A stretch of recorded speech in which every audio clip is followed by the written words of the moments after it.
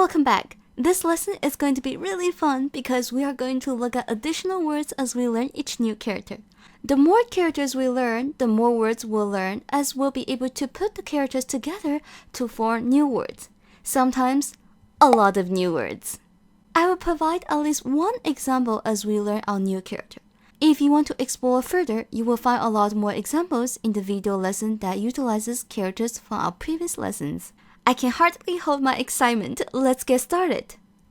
Our first character is this one. It's pronounced ge. Can you identify the stroke components used to form ge? We have a 撇, a 捺, and a 树. What characters do you see in ge? At first glance, the top portion of ge looks like our 人, except this time our 人 sort of lost its upper body. Ouch. Okay, let's continue before I digress even further. Once we have the top part ready, we write 树 right in the middle. And that creates this character. It's pronounced ge. Ge, it's one of those characters that kind of doesn't exist in English. It's a functional word. The official Chinese name for characters like ge is 量词. And 量 means to measure something. 词 means word. Literally, it means measure word, which is also one of its English translations. As the name implies, we use measure words when we are measuring things. In another word, when we are counting something. 量词 has multiple English translations. You might hear any of the following translations: measure word, quantifier, and counting word. To keep it consistent, I will call it measure word, or MW for short. Let's take a look at an example. 1 cup of tea. Ge is the cup in this context. One thing to keep in mind is that our measure words count not only the countable objects, but sometimes even the uncountable ones in English. For now, we're going to keep the explanation simple. We'll learn more as we encounter them. Another note to keep in mind is that different objects use different measure words. Structure. So where do we place our measure words? We'll place the measure word right between the number and the object. Let's see how we say 3 people in Chinese. We have 3个人. Ge is the measure word for people. We are counting people, so we place ge right before the object that we are counting. The structure is number plus measure word plus the object. The number is how many of whatever we are counting. The measure word is specific to the object that we are counting. And then the object, well, that is the object that we are counting. Notice how in Chinese we have a ge, while in English the translation is just 3 people. In this example, we don't have a quantifier for people in English, but in Chinese it exists. Ge is used to count a lot of things, but not all things. Some things have their specific measure words. We'll study them as we encounter them. Tip: I personally find it helpful to think in the language that I'm learning. For example, measure words are used way more frequently in Chinese than in English.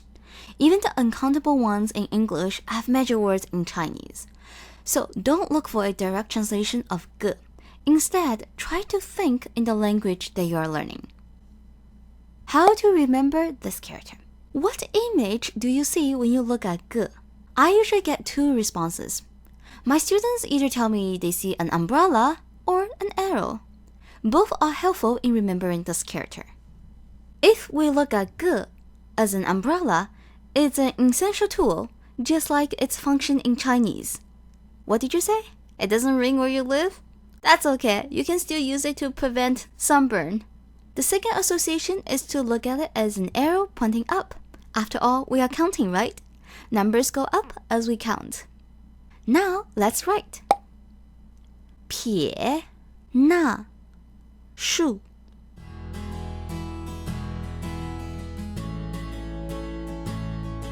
Character 2. Remember how I told you that our strokes are like the building blocks in the writing system. Besides our strokes, our characters start to function like building blocks too as we learn more characters. Our second character is Tai. What character do you see in Tai? Depends on how you break it apart. You might see 一人 and and a little dot. Or you might see 大 and a little dot. While you are bound to find characters that are composed of new components, you might be delighted to know that a lot of our characters are built upon our basic characters. Therefore, once you master the basic characters, you'll be able to put our basic characters together to create new characters. And hopefully that will help you learn easier. Let's look at the stroke component. The stroke is 点, which means dot. Don't underestimate this little dot. It can take on various directions and forms. Just like a water job. Luckily, the forms aren't too ridiculous. The little dot can be this way or this way. Look at the stroke name itself. It's called 点, and this is the symbol for 点. Let's take a look at our character with 点as some of its strokes. See all the 4 dots at the bottom? Notice how the first dot and the other 3 dots are different. They are all the same stroke, just taking a slightly different form. They are all 点. There's even a 点in the middle of the character on the right. Surprise! Okay, back to our main character, Tai. How to remember Tai? Tai is like our bag with an extra dot falling out. Think of a bag that is filled with things and now it's overflowing. Tai means too, as in too much of something. Like our bag has too many things and now it's just falling out. It's a character that doesn't really function on its own. It needs something to go with it. We'll see more examples later on. For now, we do have one example to go with it. The character that we have learned so far that can pair with Tai is Tai. Yup, it's the same character. We can write the character again and form a word. Be careful with the pronunciation here. The second Tai is pronounced lightly. It doesn't take on the full tone as the first Tai. So the pinyin is written as Tai, Tai. When we pronounce it, we say Tai, Tai, Tai, Tai. See how the second one is a lot shorter and lighter. Tai, Tai has 2 meanings. It can mean either wife or Mrs., depending on the context. If I say 我的太太, 我的 means my, then this means my wife. If we say 王太太, then it means Mrs. Wang.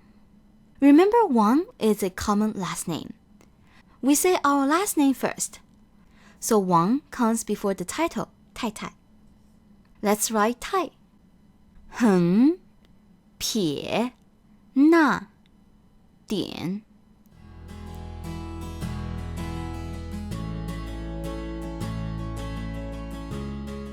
Character 3. Our third character is 火, and it means fire.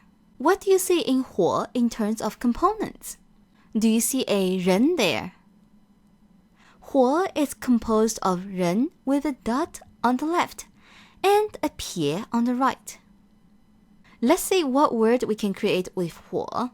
We can create a new word by adding 大 right before 火. So we have 大火. 大 is big, 火 is fire. Together we have a big fire. 大火, 大火. How to memorize 火?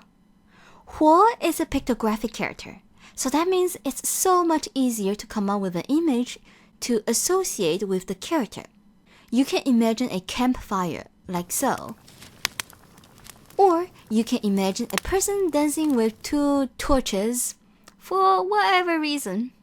Before we write 火, I need to break some rules. It's critical to follow the stroke order of a character as it affects the final form of the character. I highly recommend following the official stroke sequence when you are learning to write Chinese characters. However, there are always exceptions. 火 is one of those exceptions. 火 has 2 stroke sequences. The first one goes like this. This is how I was taught when I was attending elementary school in China. It's a stroke sequence that I am used to. With the recent change, 火 has a new stroke sequence, which goes like this.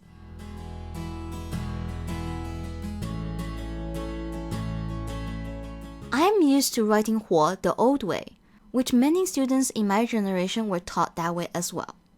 I will consider 火 as one of the few characters that are not affected by a stroke sequence. So I'll use whichever you prefer for this character. Of course, I am not encouraging you to write 火 in a made-up sequence like this, completely from right to left. Now, that is just wanting to break the system. The key point is, language evolves. One of the reasons I am particularly drawn to language is the way how it evolves. Its rich usage changes with people. New words are invented to reflect our lifestyle. 火 is one of those changes that has happened as the language develops. Languages are beautiful, aren't they?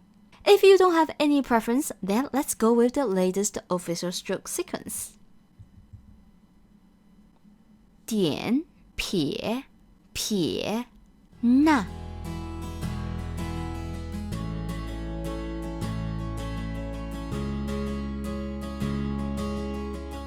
Recap. Let's see what we have learned. The three characters we have learned are 个 tai and 火 个 is our first measure word. It's used to count most objects, but definitely not all objects. Tai means too, as in too much of something, but we are not using that definition yet. 火 means fire. Phrases.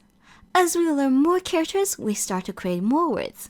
Here are the essential phrases we learned in this lesson. 个 the most commonly used quantifier or measure word. 三个人 three people. 太 two. 太太 Mrs. or wife. 王太太 Mrs. Wang. 火 fire. 大火 a big fire. Great! Now we have finished reviewing all our words. Ready for a quiz? 1. Which character means fire? 2. Which character means big? 3. Translate the following phrases. Answers.